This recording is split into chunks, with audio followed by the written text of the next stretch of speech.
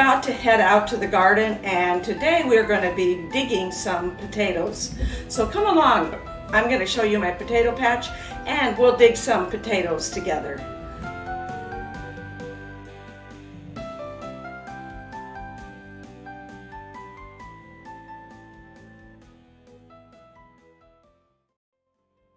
I couldn't help but stop and admire my clematis. It's just starting to bloom, and I thought I'd share it with you on my way to my potato patch. Here we are in our potato patch. I'm going to be digging one of the volunteer potato plants that looks like it's struggling a little bit, and I'm hoping it's got some good potatoes in it though for our recipe today.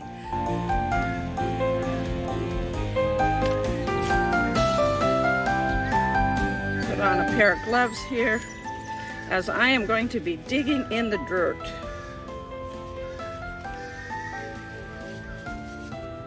I'm gonna see if first the ground here is really soft and has been enriched with so much organic matter that I may be able to just pull the plant up without actually having to dig it.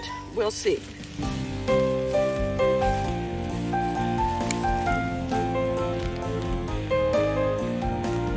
Coming up pretty good there. You can give it a little shake, and you can see a lot of the potatoes. Take these off. I'm taking off some of the, in fact, I'm taking off all of the potatoes that are on the plant. We'll just discard that in the compost pile and turn it back into compost. I'm just gonna dig around a little bit and start putting these potatoes. I had brought this in case I had to clip them off, but they've come off so easy I don't even need to clip them. Start putting them in my basket.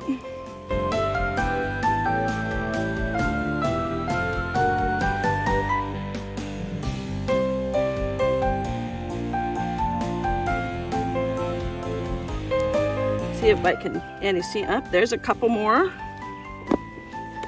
And I think we've probably got all the potatoes there. So I want to talk a little bit about these potatoes. These are what are called white fingerling potatoes. We plant both red and purple fingerling potatoes. You can see they kind of look like a finger and vary in size from a very tiny potato to a much bigger potato. The other thing I want to mention is these potatoes are volunteers. So they probably started growing sometime in April and have been growing about 2 months. That's probably pretty average for how long it takes before you can start picking potatoes. They'll get bigger throughout the summer, but I like to pick them when they're small and when they're this stage. The other thing you might have noticed is if you can see that potato there has a green, what looks like a green area on it. That green area is sunburned potatoes.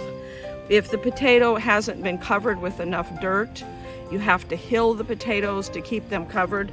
Then they get sunburned, and that sunburned area actually is not an area that you want to eat.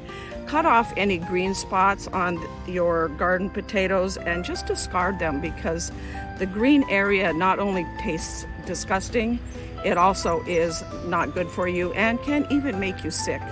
I want to dig up a few more potatoes for our recipe today, and then we're going to take them in and cook them up with some sugar snap peas. And these potatoes over here, I see a butterfly coming by. Hello, butterfly.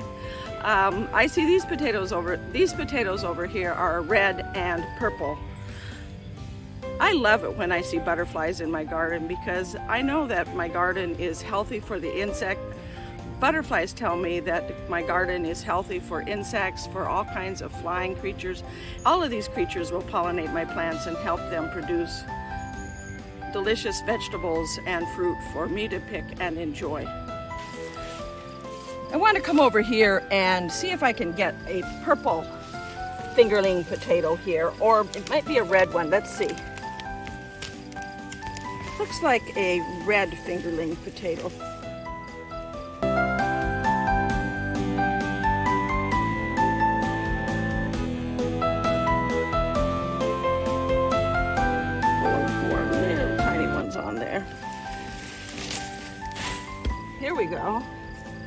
Fred just spotted these. They fell right off the plant.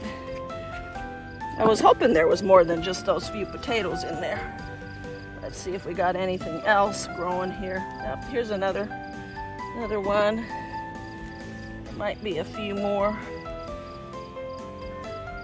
I see the root going down much deeper into the soil, which means there's usually more potatoes. Sure enough, there they are.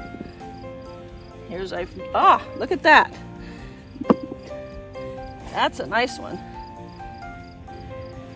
Sometimes you have to follow the path, follow the roots. I'm gonna get that out of our way and see if we find any more. There's one. Sometimes it's like a treasure hunt, looking for them. Yeah, the grandkids, they love doing this. They love finding the potatoes. I think that's pretty much it. We're starting to get into the other plant there. And we got some nice red potatoes to add to our recipe. So let's go in and clean them up and get cooking. It's just a pleasant walk to take on my way to the house. We're gonna go over here so I can show you another one of my hydrangea plants.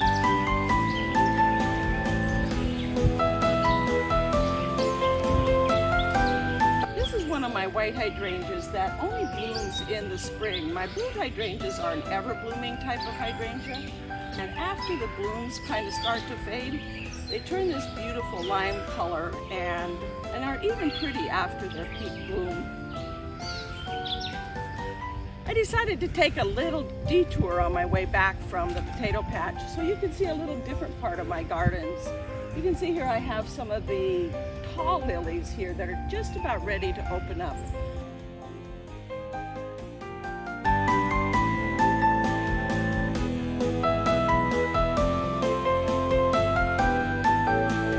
An Easter lily. And as we walk along here, you can see my Stelladora daylilies, as well as some of my, in the background there you see one of my hydrangea, one of my white hydrangeas, and here are some of my yellow and red Asian lilies.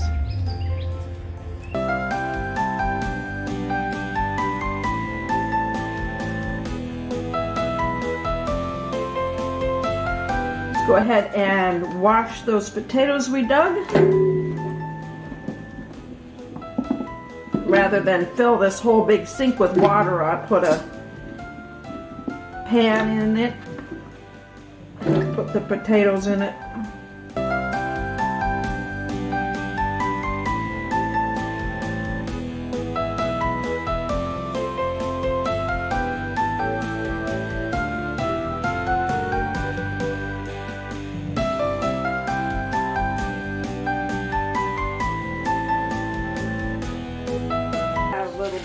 More water. Scrub them a bit with a vegetable brush. The skin on a new potato is so thin that just scrubbing them with the vegetable brush kind of almost semi-peels them. I mean, if I kept, you can see here, if I kept scrubbing, I would actually just take the peel right off of the potato.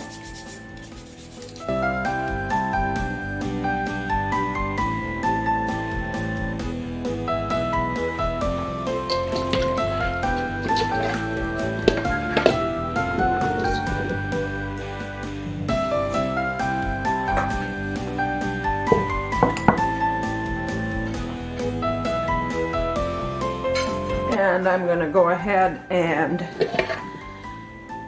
just have a towel on a cutting board here, and I'm just going to put them on that towel, spread them out a little bit to let them dry. And this is like a little, I'll cut that out before I cook it. It's a little, this is like a little wormhole or little insect damage from some sort of burrowing insect. if you cut it open. If you cut it open, it usually is fairly superficial. You can see it goes in a little bit. You can just cut that out.